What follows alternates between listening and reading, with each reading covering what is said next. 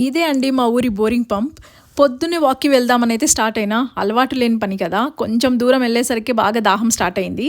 అయితే చేతిలో water bottle లేదు. మరి వాటర్ ఎట్లా తాగుతా అనుకుంటున్నారు కదా! చూపిస్తా పదండి. ఇదే ఆస్ట్రియా వాళ్ళ బోరింగ్ పంప్ అనమాట. మన విలేజెస్‌లో అక్కడక్కడ బోరింగ్ పంప్స్ ఉంటాయి కదా! అలాగే ఆస్ట్రియాలో ఇలాంటి పబ్లిక్ వాటర్ ఫౌంటైన్స్ ఉంటాయన్నమాట. వీటిని ట్రింకెన్ బ్రూనెన్ అంటారు. అంటే డ్రింకింగ్ ఫౌంటైన్ అని మీనింగ్ అనమాట. ఇవి mostly parks, cycling tracks, running tracks, city సెంటర్స్లో ఉంటాయి. ఎందుకు పెట్టారంటే సడన్గా ఎవరికైనా దాహం వేస్తే అవైలబుల్లో వాటర్ ఉండాలని పెట్టిండ్రు.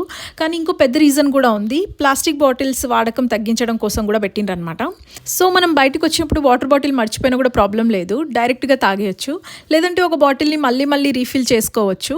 ఇంకా బెస్ట్ పార్ట్ ఏంటంటే ఇది బోర్వెల్ వాటర్ కాదు, purified, filtered, treated drinking water అనమాట. కాబట్టి దీన్ని చిన్నపిల్లల నుంచి పెద్దవాళ్ళ వరకు అందరూ డైరెక్ట్గా తాగేయచ్చు. వింటర్లో ఫ్రీజ్ అవ్వకుండా ఉండడానికి మార్చ్ నుంచి నవంబర్ వరకు మాత్రమే ఆపరేట్ చేస్తారు. తర్వాత వాటర్ సప్లై స్టాప్ చేసేసి స్ప్రింగ్లో మళ్ళీ స్టార్ట్ చేస్తారు.